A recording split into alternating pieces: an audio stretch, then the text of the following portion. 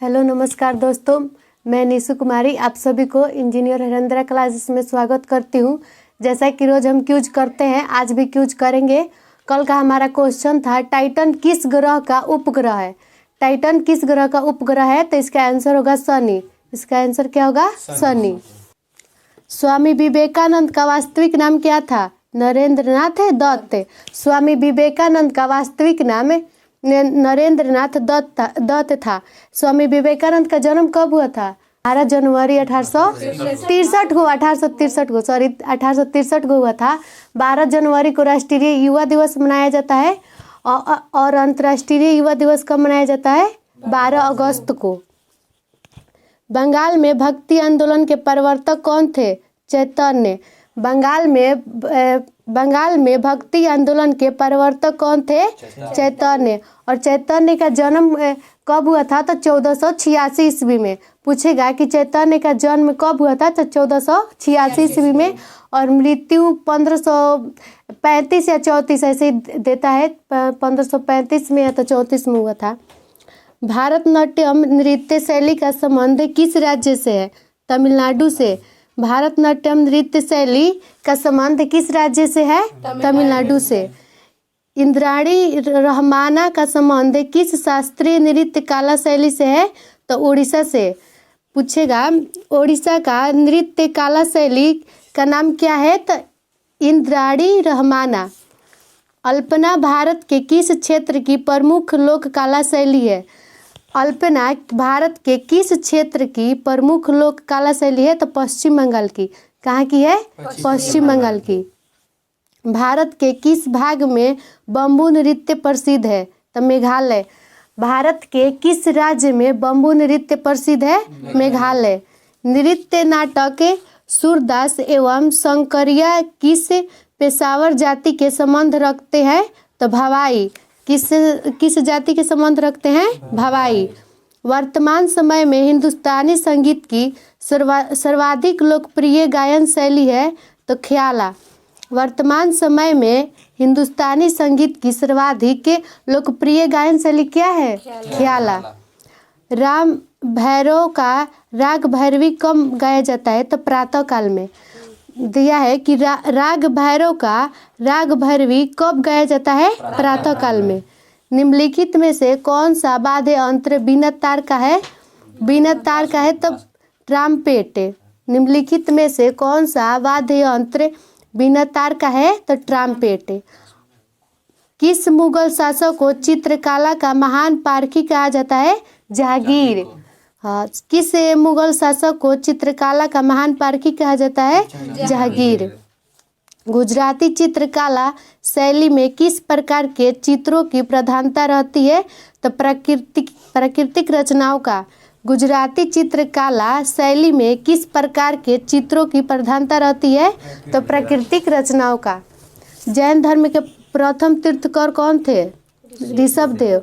जैन धर्म के प्रथम तीर्थकर कौन थे? ऋषभदेव। और अंतिम 24वें तीर्थकर कौन थे? महावीर। बौद्ध, जैन एवं ब्राह्मण धर्मों में से कौन सी धारणा एक जैसी है? तो कर्मवाद का सिद्धांत।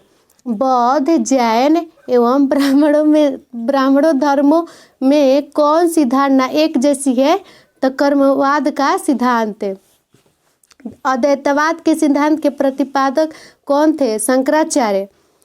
अद्वैतवाद के प्रवर्तक कौन है? शंकराचार्य।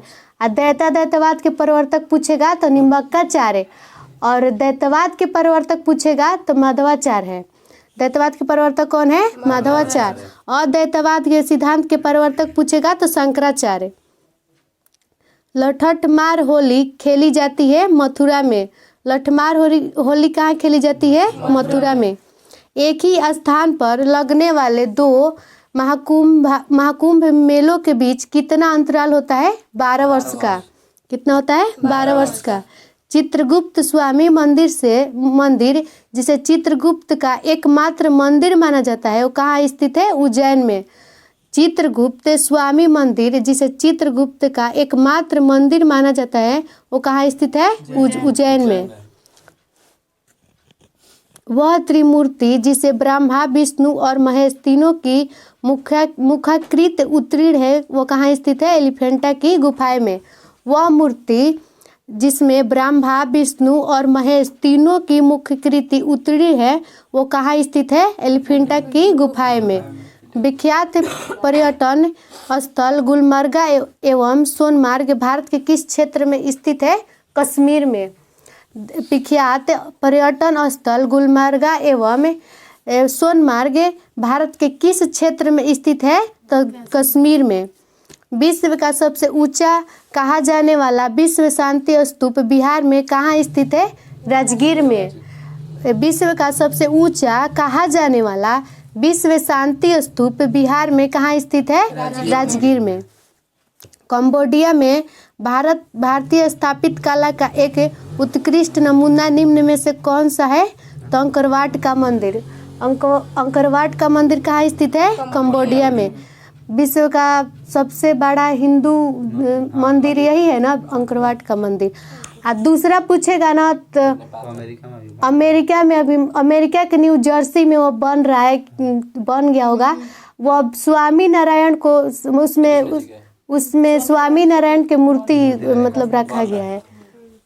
और ये है अंकरवाट के मंदिर में विष्णु भगवान का समर्पित है। भारत महोत्सव की शुरुआत किस वर्ष हुई है? 1982 ईस्वी में। भारत महोत्सव की शुरुआत किस वर्ष में हुई है? 1982 ईस्वी में। भारत की प्राचीन भाषा क्या है? प्राकृतिक। भारत की प्राचीन भाषा क्या है? प्राकृतिक। प्राकृतिक है। पंजाबी भाषा किस लिपि में लिखी जाती है? गुरमुखी लिपि में। पंजाबी भाषा किस लिपि में लिखी जाती है? गुरमुखी लिपि में।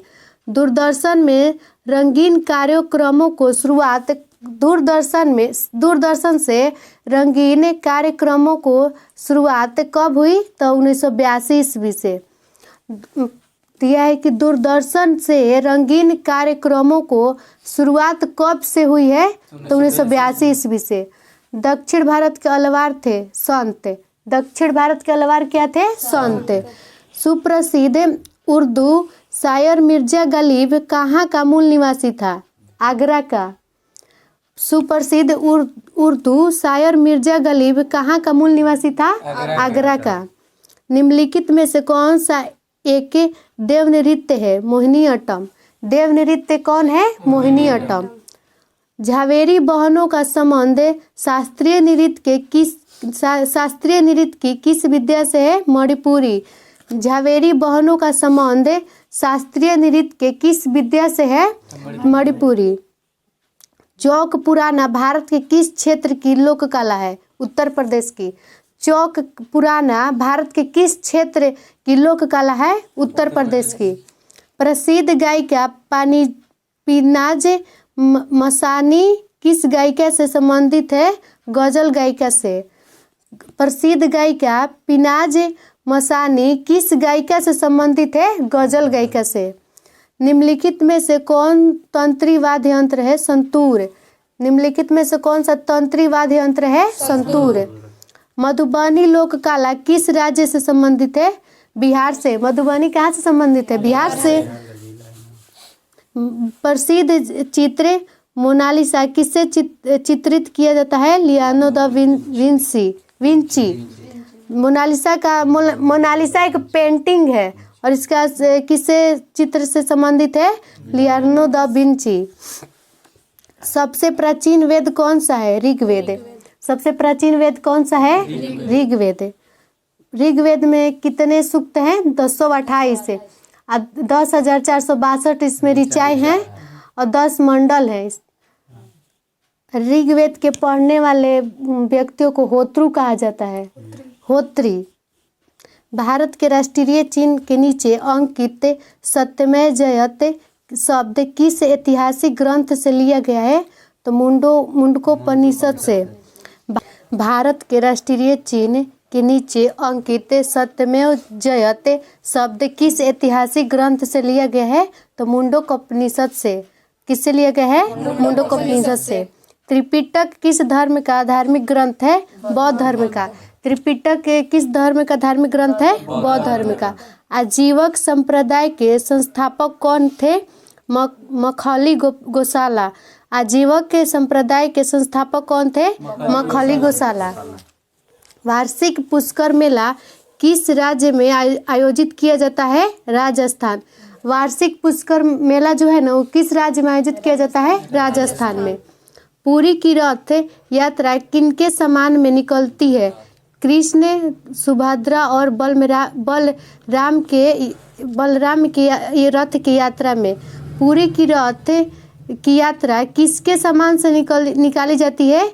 तो कृष्ण, सुभद्रा और बलराम के सम्मान में निकाली जाती है। नवरोज किन लोगों का नववर्ष है, पर्व है? पारसियों का। जो नवरोज है ना किन लोगों का नववर्ष पर्व है? पारसियों का। दिलवाड़ा का मंदिर निम्नलिखित में से कहाँ अवस्थित है? माउंट आबू में।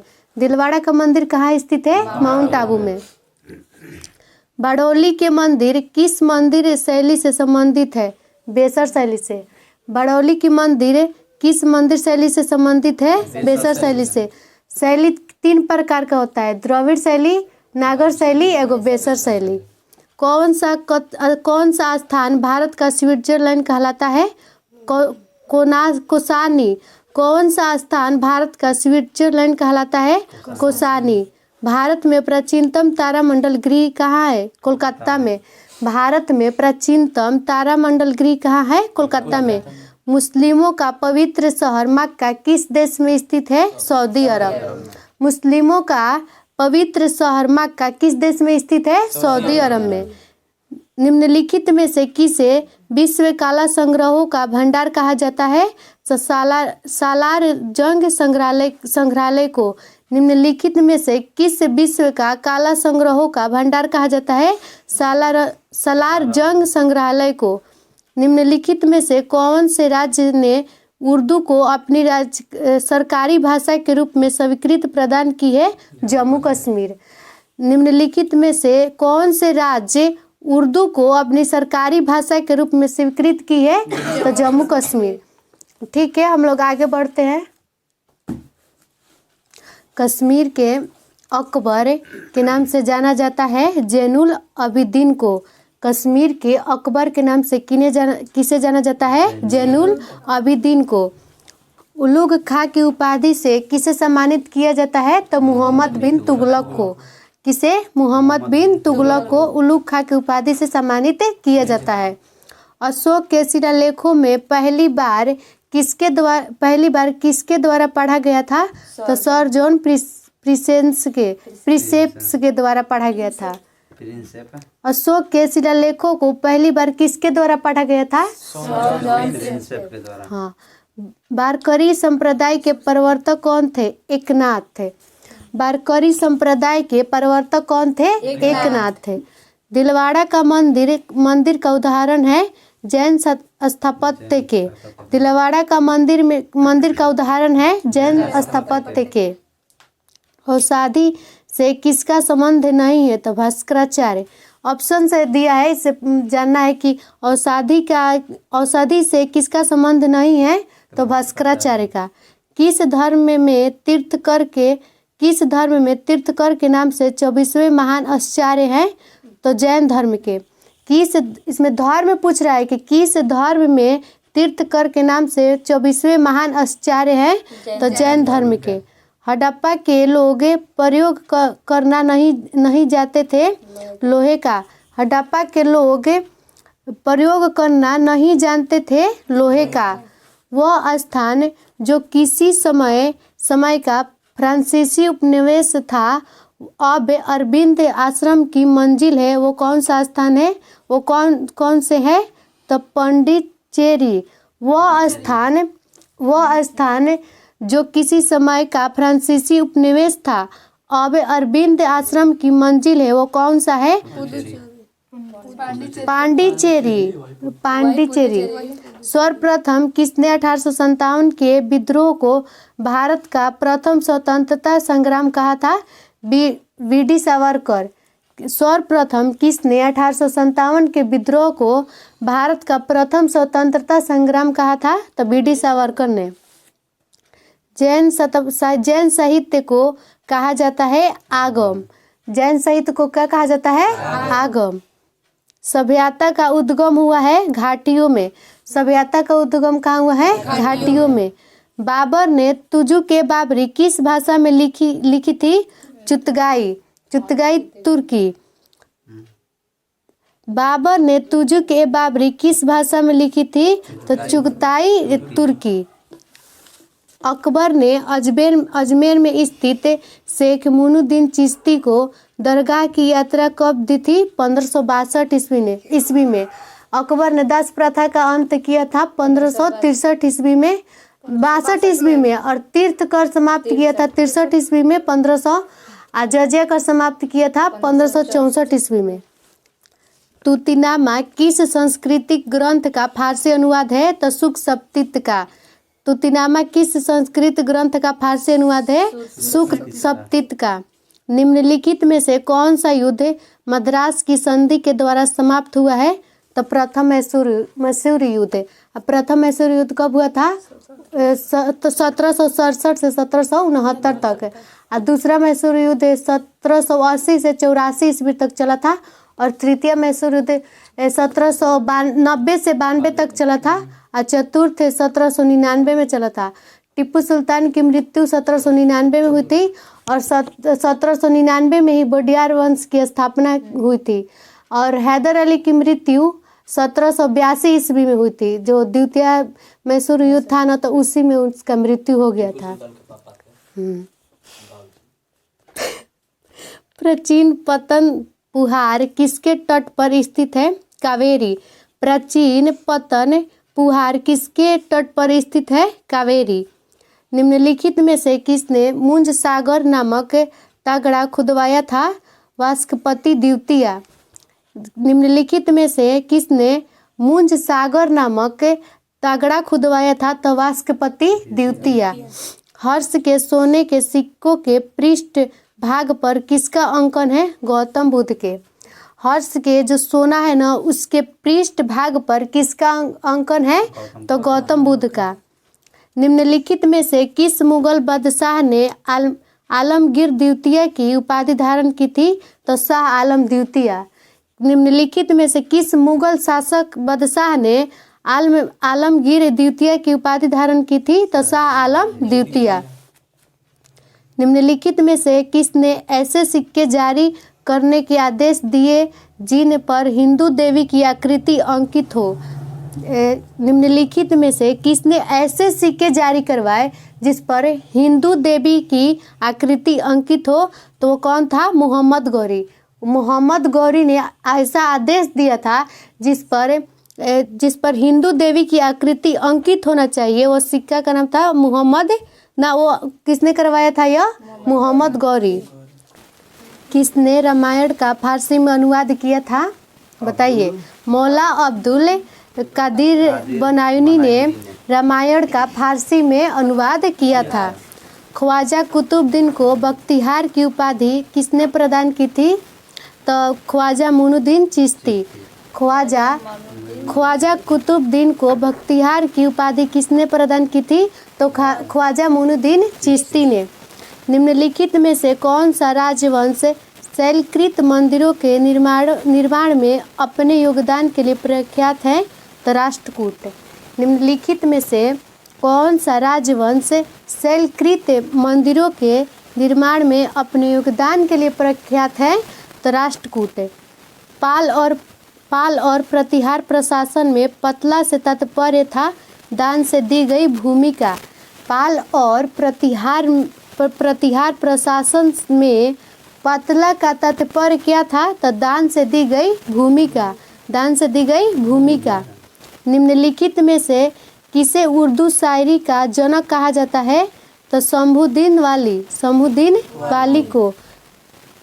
निम्नलिखित में किसे उर्दू शायरी का जनक कहा जाता है? तो शमसुद्दीन वाली को कहा जाता है। जहांगीर की निम्नलिखित पत्नियों में से किसने आत्महत्या की थी? तो शाह बेगम। जहांगीर की जितनी पत्नियां थी उसमें से किसने आत्महत्या कर ली थी? तो शाह बेगम। जातक कहानियाँ प्राचीन भाषा में रचित है तो पाली में। जातक कहानियाँ प्राचीन भाषा में रचित है तो पाली में। किस दिल्ली सुल्तान ने घोड़े दागने की प्रथा प्रारंभ की थी तो अलाउद्दीन खिलजी। बाजार नियंत्रण प्रणाली किसने शुरू किया था तो अलाउद्दीन खिलजी। पल्लव वंश का अंतिम शासक कौन था तो अपराजित वर्णम। पल्लव वंश का अंतिम शासक कौन था अपराजित वर्णम। 16 संस्कारों में से उपनयन संस्कार किस क्रम पर है तो 11वें क्रम पर। 16 संस्कार है ना, उसमें से उपनयन संस्कार किस क्रम पर है तो 11वें क्रम पर। निम्नलिखित में से किस सिख गुरु के नेतृत्व में सिख राजनीतिक व सैनिक शक्ति के रूप में संगठित हुआ था तो गुरु गोविंद सिंह। किसके निम्नलिखित में से किस सिख गुरु के नेतृत्व में सिख राजनीतिक व सैनिक शक्ति के रूप में संगठित हुआ था तो गुरु गोविंद सिंह। सिख के 10वें गुरु कौन थे गुरु गोविंद सिंह। अब प्रथम गुरु नानक। गुरु नानक का जन्म 1469 में तलवंडी में हुआ था और मृत्यु करतारपुर में हुआ था। मिर्जा गालिब किस सम्राट के समय आया था तो बहादुर शाह द्वितीय। मिर्जा गालिब किस सम्राट के समय में आया था तो बहादुर शाह द्वितीय।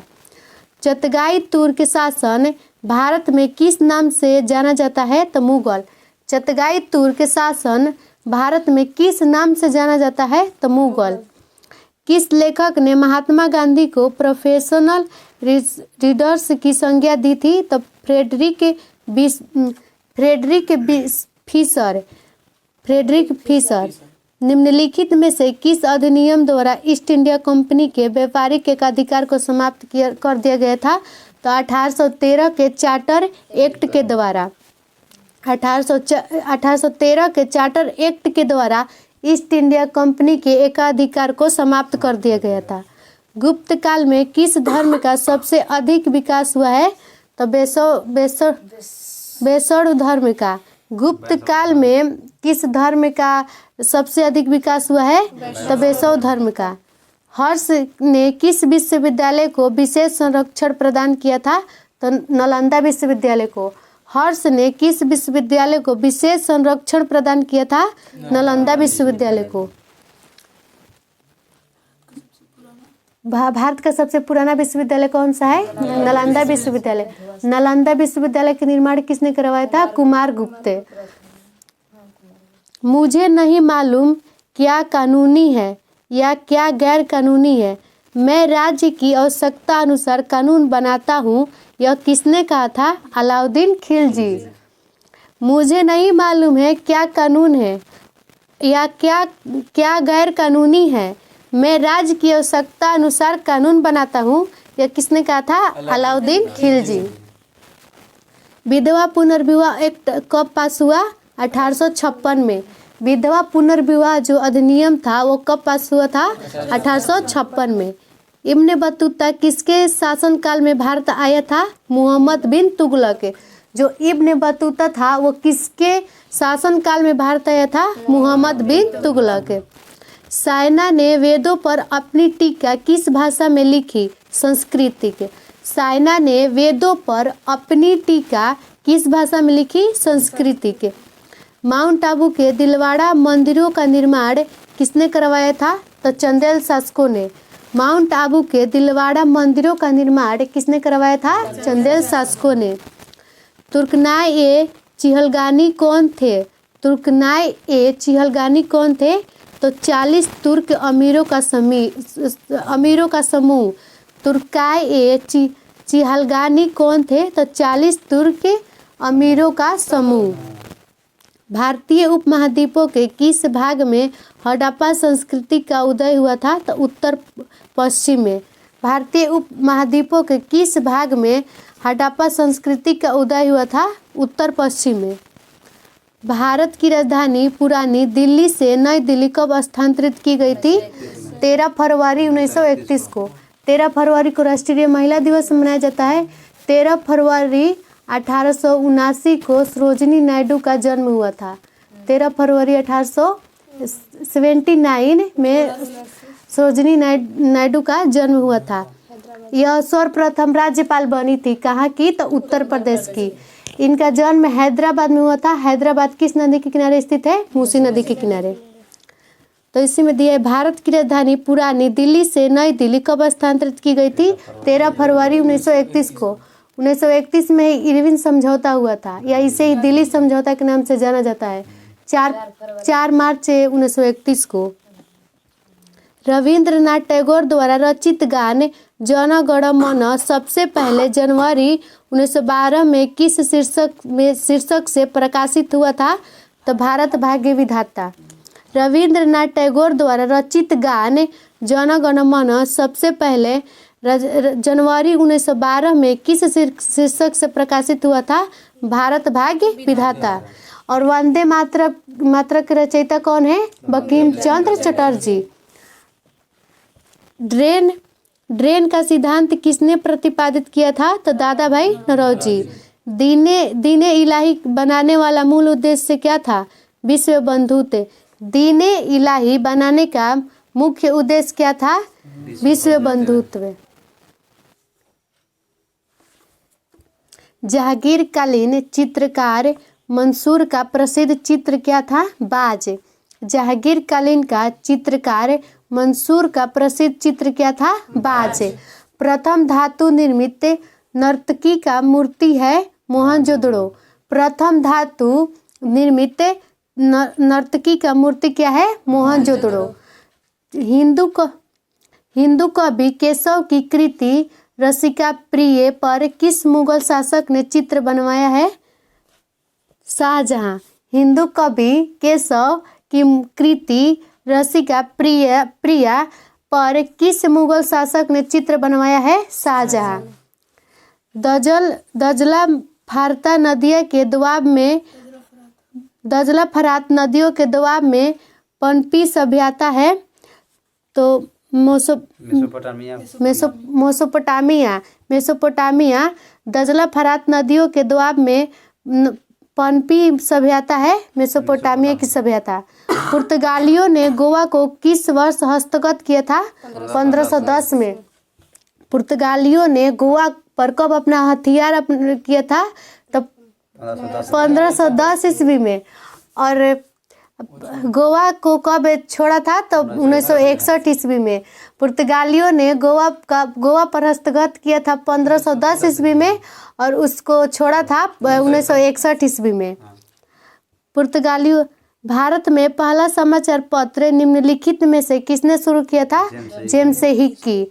भारत में पहला समाचार पत्र किसने शुरू किया था? James Hickey. बुद्ध ने सर्वाधिक उपदेश कहाँ दिए थे? श्रावस्ती में। बुद्ध अपना पहला उपदेश सारनाथ में दिए थे, और सर्वाधिक पूछेगा तो श्रावस्ती में दिए थे, और अंतिम कुशीराम में दिए थे, और कुशीनगर में। और यहीं पर इनका मृत्यु भी हो गया था, कुशीनगर में ही, गौतम बुद्ध का। ठीक है दोस्त, हम अपना यहीं पर क्विज समाप्त करते हैं। कल के लिए हमारा क्वेश्चन रहेगा, असम का पुराना नाम क्या है? आपको जैसा भी वीडियो लगा होगा आप कमेंट में बता दीजिएगा। ठीक है, जय हिंद, जय भारत।